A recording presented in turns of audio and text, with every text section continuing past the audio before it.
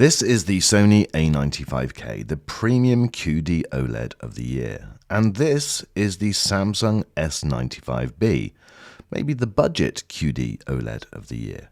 But which one should you buy? Well, in this video we'll be doing extensive head-to-head comparison and looking at the reasons why one or the other is the better purchase. So let's address the big elephant in the room. For the price of one Sony A95K, you can purchase two Samsung S95Bs.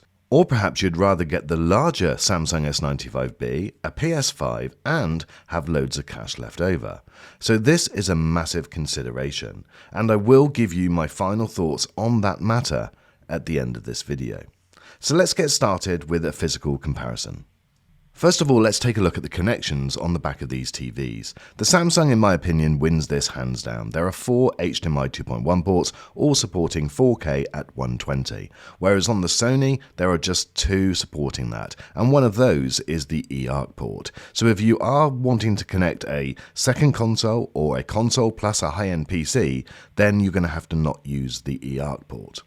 You can use the speaker on the Sony as a central speaker, and I'll come onto the sound test a little bit later, so that's a nice feature on the Sony. Now, the build quality on the Sony is far superior to the Samsung. Every single thing about it just exudes quality. It's really firm, it's very rigid, that screen is not going to bend at all. This has got an incredible weight to it. I do think that the stand design is a step back from last year's A90J, and I'll cover that when I do my full review. It sits so low that you cannot get a soundbar under it. Having the stand at the back means that the TV will lean back slightly, but if you want to avoid that, then you can this year put the stand at the front and it will sit perfectly upright, although I prefer it at the back because I don't particularly like the look of the stand.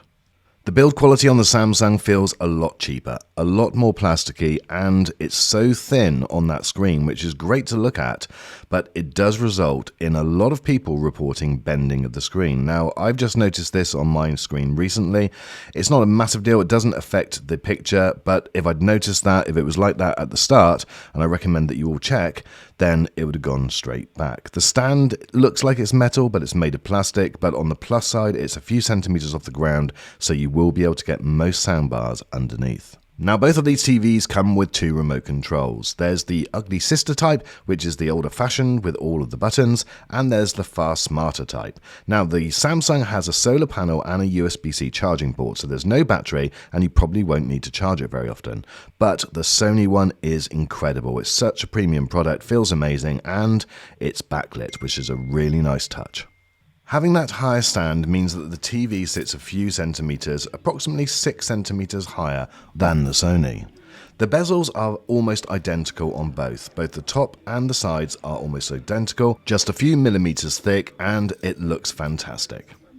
Both of these TVs deliver incredible picture quality and brightness at the most extreme viewing angles. I don't think there's really a winner here, they both look incredible. It's quite amazing how bright they are from such an extreme angle.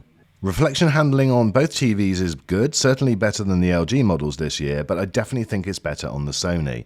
It just dampens that reflection about 10% more.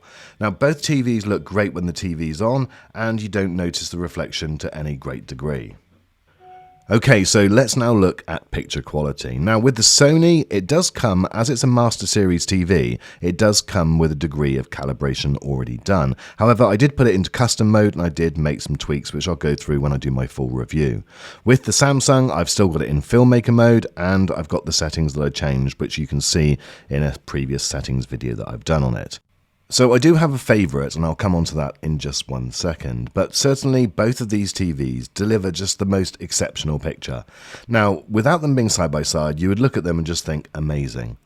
I do think, however, that this Sony, with its colour accuracy and the way that it processes the image, just gives a slightly better, but not brighter, picture than the Samsung. In some scenes, like what we're seeing here, the brightness looks fantastic, but it doesn't always deliver the best image. So here, for instance, this is the cat on the Samsung S95B, and this is the cat on the Sony A95K. If I put them side by side, although the Samsung is clearly brighter, I think the more natural and actually the better image is the Sony. Do you agree? For the majority of scenes, it just comes down to a little bit of brightness on the Samsung, and that is very noticeable. But again, I wouldn't necessarily say it's delivering the better image. It's delivering the brighter image, but my preference is still towards the Sony. However, there are a couple of areas where each one of these TVs comes into its own and is definitely far better than the other one. But what's your thoughts? Do you prefer the brightness difference or do you prefer the tone difference? Because this is the key difference between the two for the majority of these scenes. But what I would say is it's exceptional how Samsung have delivered this TV at the price they have.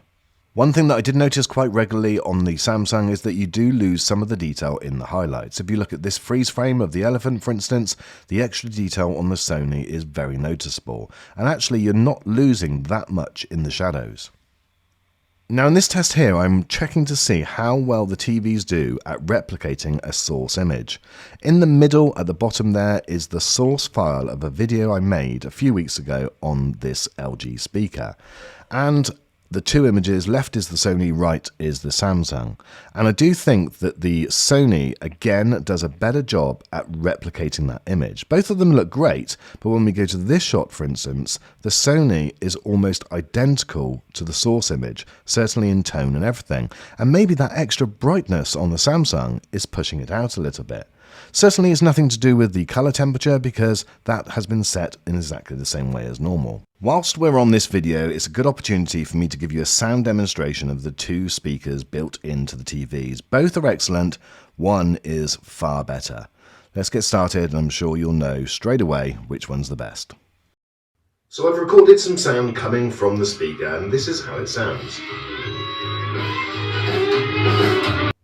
So I've recorded some sound coming from the speaker and this is how it sounds.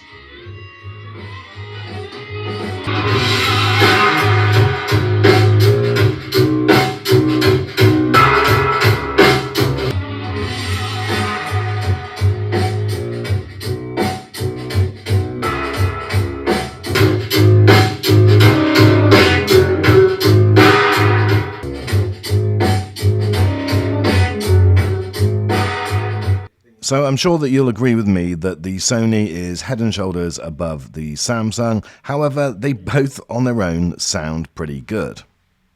One area where the Samsung was head and shoulders above the Sony was on gaming. It was so different.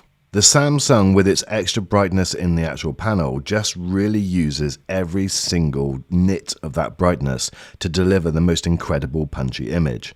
Now, in reality, what you're looking at now is a slightly accentuated version. It didn't look as bad as this with the naked eye sat opposite, but it definitely was remarkably noticeable how different and how much brighter the Samsung was. One thing that I would add to this, though, is that still with the lack of brightness, the Sony did seem a little bit more natural. And you look at what is on the left compared to what is on the right. Yes, without a doubt, the Samsung is brighter, but the one that probably looks the most realistic to me certainly was the Sony. The Sony obviously supports Dolby Vision, and it's clearly noticeable when you're streaming, for instance, from Netflix. Anything with Dolby Vision just looks incredible on the Sony TV, and it's just so noticeable how good it is compared to the Samsung. Samsung has HDR10, but it just isn't anywhere as near as good as the Sony. It's the difference between night and day, literally. So this is something which, if you are watching a lot of this type of content, then you really do need to bear it in mind. Don't get me wrong, take the Sony one away and the Samsung still looks good, but it's just not comparable. Before I give you my final thoughts, my summary, and which TV would I buy, the other thing to mention is the software on both of these TVs. The Sony has Google TV, which works fantastically, and the Samsung has the Tizen software, which is an updated version of Tizen software this year, and it does have to be said it's a little bit clunky in places. It has got recently better in the last couple of updates, but there are times where it seems to stutter and lag and can be a little bit frustrating. Both of them are over bloated with things that you just don't need, and I really wish you could have the choice to either take these things settings off or leave them on there if you wanted them. Both of these TVs have excellent settings controls where you can go in and make changes to your heart's content. You can go into the finest details and make incredible minute changes. I guess the Sony again just edges that because it has more, but the Samsung is a very, very close second. So right at the very start of this video, we addressed the elephant in the room, which was the price. The fact that you can get two S95Bs for the same price as an A95K, or even a PS5 and have cash left over. So I think we've established during the course of this video that the Sony is the better TV. But which TV should you buy? Well, I think if you're a gamer, then it's definitely the Samsung S95B. If most of your content is gaming, then it's a no-brainer.